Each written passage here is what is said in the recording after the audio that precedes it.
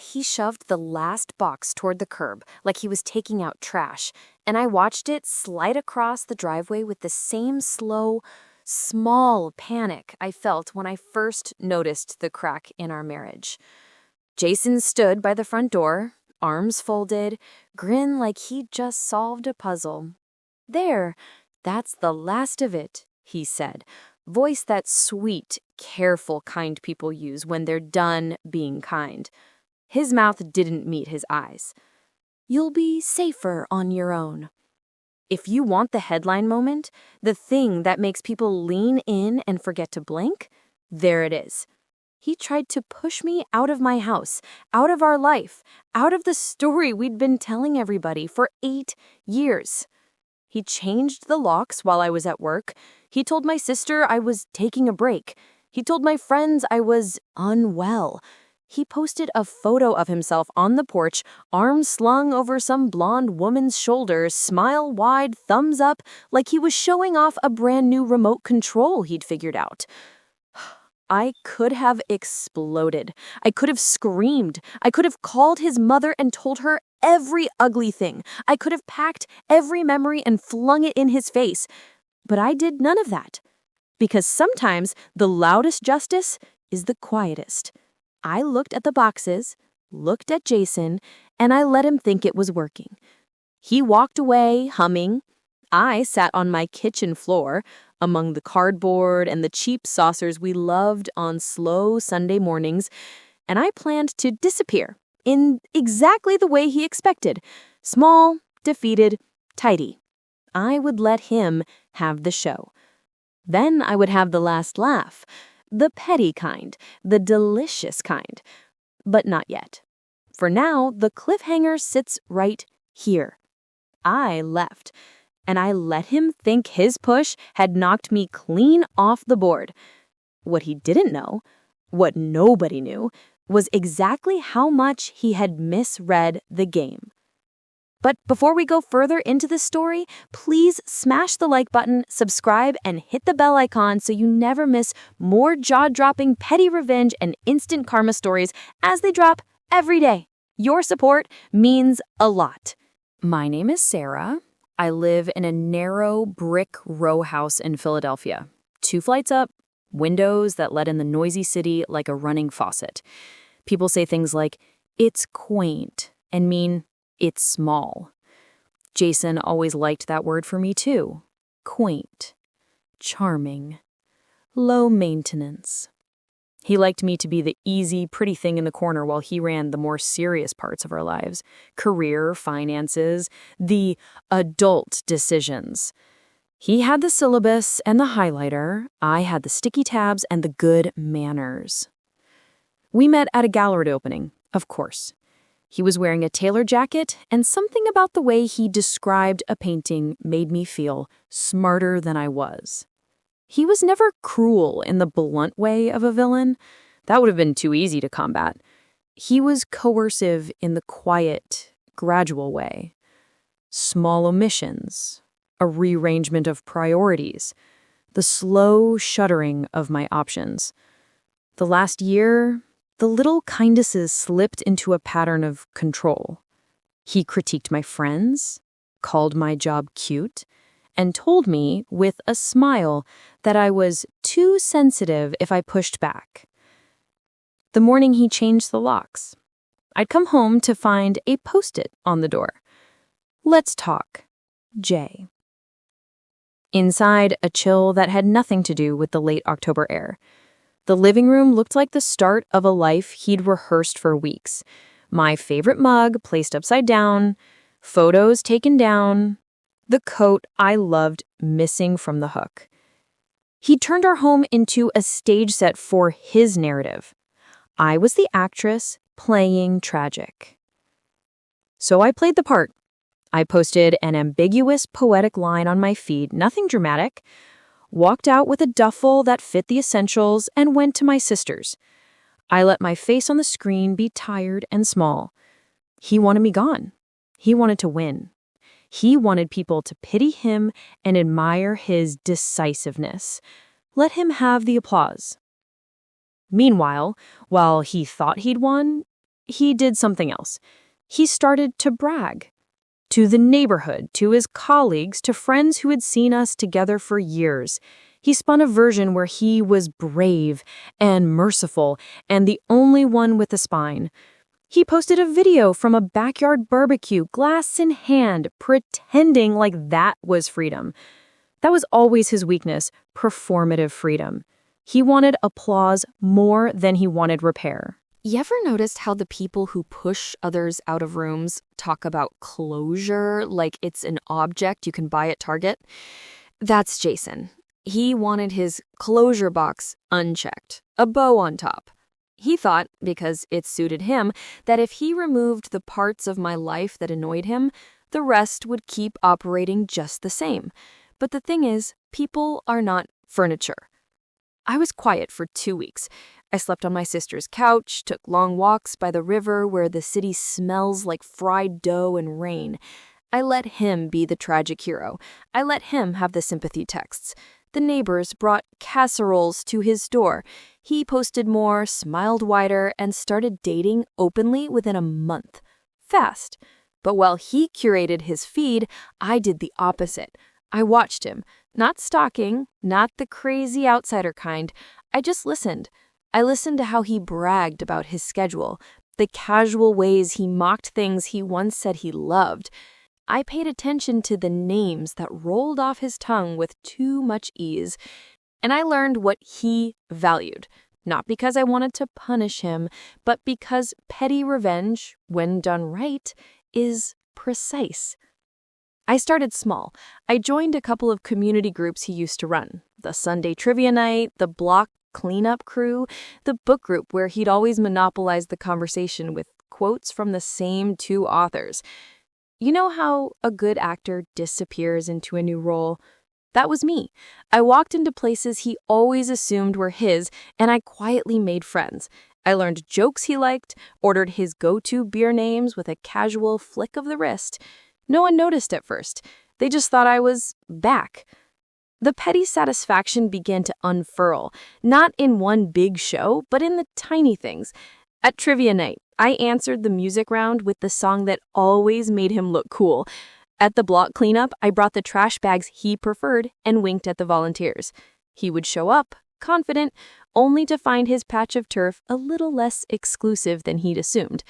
He didn't know that the more he pushed me out, the more real estate I could take back by turning his small kingdoms into shared spaces. Dark humor is my coping mechanism. I learned to laugh quietly when he slipped up, like when he invited his new girlfriend, Claire, to a dinner and then forgot her name twice in front of people he wanted impressed. I would watch him fumble and feel something like pity and something like glee. He had built a persona he thought infallible. Perfect time for a little mischief. He loved ritual. Coffee at the same walk-up stand, the same patron saint of mundanity. He loved being the guy who knew people. He loved the monthly charity fundraiser where he could stand in the corner and place checks like crowns on his chest. So, step 1 of my plan, because yes, I actually planned this with spreadsheets and a very inconvenient amount of attention to detail, was to become unremarkable enough to be trusted, and then remarkable enough to be relied on. I volunteered to co-host the next neighborhood potluck. People asked me to help with the playlist. I said yes. I didn't use it to humiliate him on purpose. I'm not a monster, but I did weaponize his complacency. The playlist had his songs, the ones he'd nod to in private, but I layered it with other choices, a few tracks that, when heard in the glare of a party, made him look like someone with very strange tastes. Not illegal, not cruel, just embarrassing. And excruciatingly petty little sting. The night of the potluck, Jason arrived with Claire, all smiles and a tailored, shame-free jacket.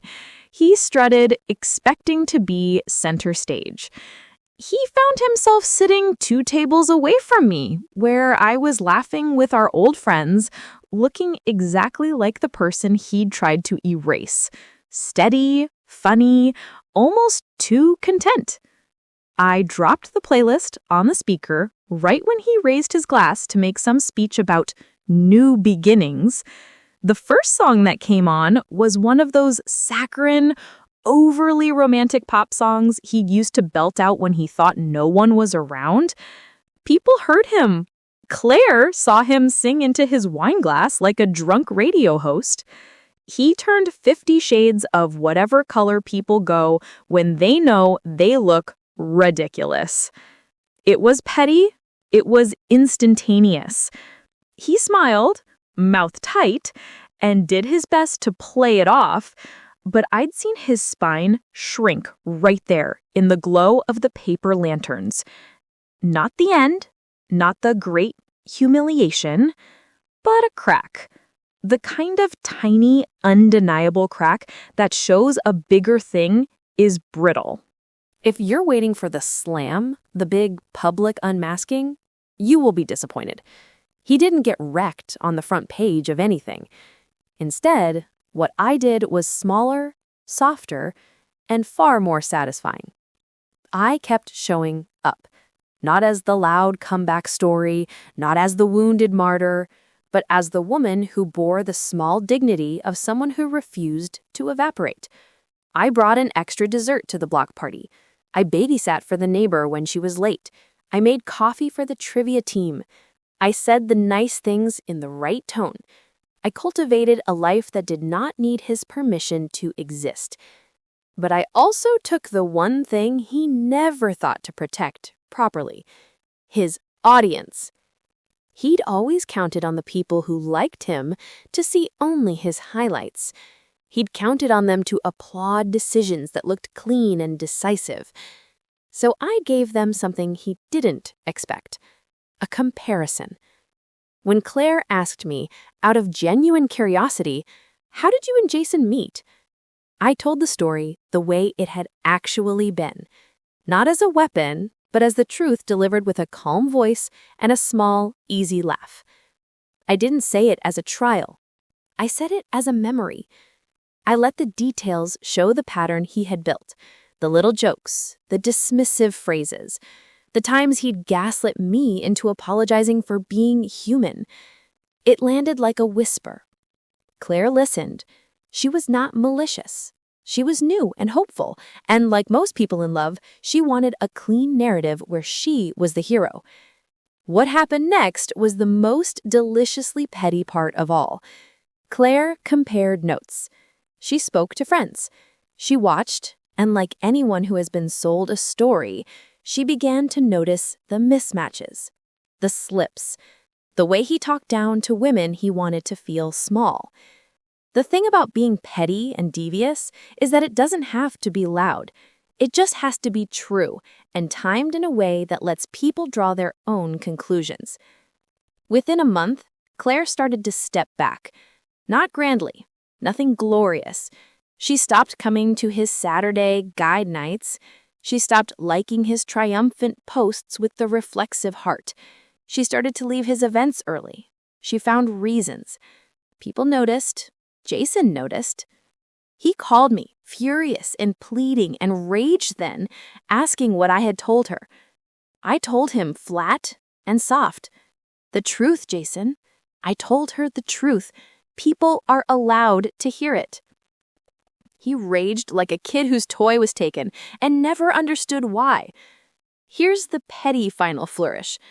The last time I saw him really tried to push me out, the time he shoved a box to the curb and took a photo like it was a war prize, he was sitting alone on the porch of the house he thought he'd reclaimed. No applause, a few awkward claps at work, and no real friends at his side.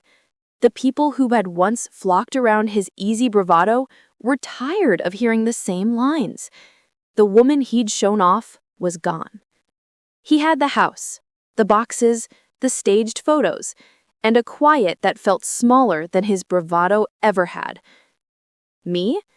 I was invited to a friend's Thanksgiving early because people liked the woman who had shown up even when it was hard. I made her famous green bean casserole. I laughed too loud, and someone dumped the last slice of pie in my lap in jest. I walked home under a sky that smelled like late fall and coffee. I had lost things, of course I had, but I had also gained the kind of petty justice I don't need to shout about. He thought he'd pushed me out, and he'd gotten an empty stage. Was I wrong to be petty? Maybe. Was it satisfying? Absolutely. Was it cruel? Not really. I didn't burn him publicly. I didn't trap him or humiliate him in a way that would ruin him. I let people see the truth with their own eyes and their own brains. He lost the performance he loved. I got my life back, and it was quieter, stranger, and mine. So I'll leave you with this. What would you have done? Would you have smashed the glass, screamed the secret, or would you have let the other person think they'd won, and then built something small and unshowy that made the win feel empty? Was I wrong to react this way? Tell me what you think in the comments. Drop your wildest revenge story below. I read every comment, and the best ones might get turned into an episode, kept anonymous if you want. Share this with a friend who loves a good, deliciously petty payoff.